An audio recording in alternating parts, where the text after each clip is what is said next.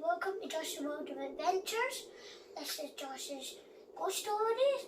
Would recognise these are a little bit scarier than another stories. And the story is called The Bloody Finger. Quit pushing me around, shouted Daddy at her big brother Ben. She was fed up that she always got told what to do by Ben and Emily, just because they were older than she was. This time Ben was trying to borrow Addie's teddy, for an experiment he was carrying out in the garden. "You can't have him and you can't make me," Addie exclaimed. She'd seen what happened before and Ben borrowed her stuff. Sometimes it came back broken, but mostly it just didn't come back at all. There was no way she was going to let Ben take Ted away from her. Ted had been there for her when Ben and Emily were being mean to her. He'd been there to hold on scary dark nights when she'd felt afraid. Ted went everywhere with her and she wasn't going to give him up without a fight. "Come on, Ad, it'll be alright, you'll see," insisted Ben. "No way, I'd rather go inside the old mansion on Halloween than give up Ted." "You would you? We'll see about that," said Ben.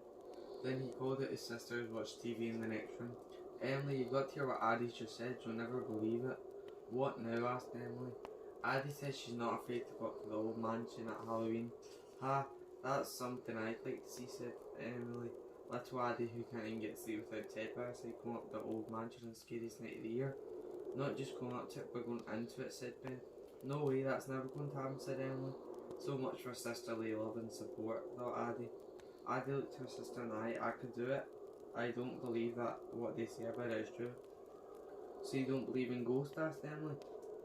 "There's no such thing as ghosts, but even if the stories are true, I wouldn't be afraid," replied Addie. "Not even a ghost which people have been telling scary stories about for years and years," said Emily. "I heard that even Big Billy Blackbird ran away from that house after hearing the sound of the ghost moaning." "Quit being so silly, I'm not a scaredy cat and I'll prove it to you," said Addie, sounding rather more confident than she felt. "Okay then," said Emily. "Halloween night is right around the corner. You soon get your chance to prove it. Let's all go, we can take turns, let's see who's really a scaredy cat," replied Addie. "Alright, Shrimp," said Ben. He was using the nickname he often called her. She hated it. Just because she was the youngest, they thought she didn't count. She knew she was just as brave and strong as they were, even if she wasn't quite as big. "I'll show them," she thought to herself. "You're on, but not a word to anyone about this. It'll be our secret." A few days later, after dark on Halloween night, Ben, Emily and Addie got through rusty gates and were sneaking up the driveway to the old mansion. "Do you think anyone actually lives here?" whispered Emily. "Who'd be brave enough to live in the same house as a ghost?" Ben replied in a hushed voice. "Ben, you go first," said Addie. Ben was oldest, so he took the first turn. Emily and Addie hid themselves behind a bush while Ben crept forwards towards the mansion. Ben tiptoed up creaking steps towards the door. Spying an open window, he crept over the ledge with its flaking paint. Soon he was inside the mansion, looking around him.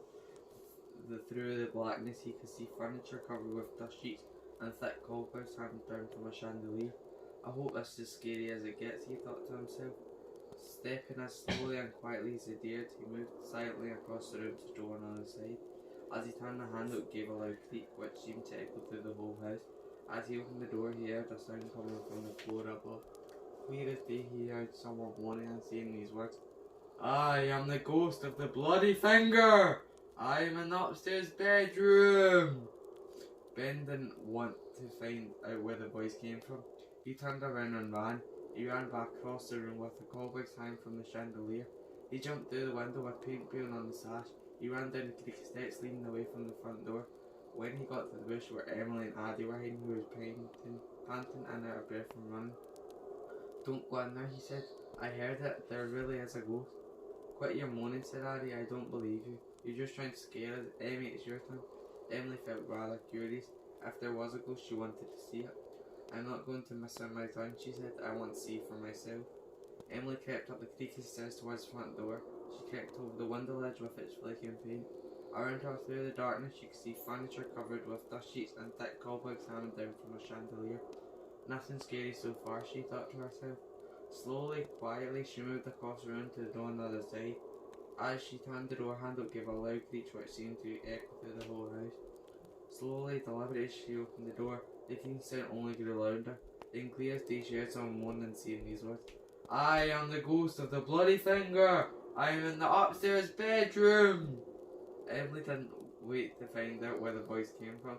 She turned and ran. She ran back across the room with the cobwebs hanging from the chandelier.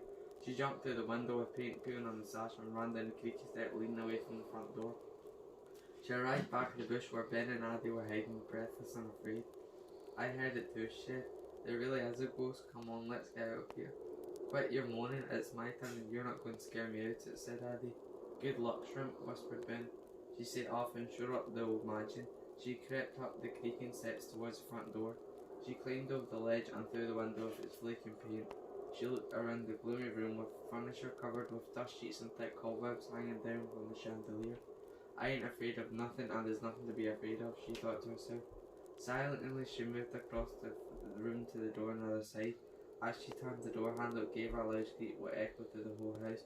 As she opened the door, the creaking grew louder. Then clear as day, she heard someone moaning and speaking these words. I am the ghost of the bloody finger. I am in the upstairs bedroom.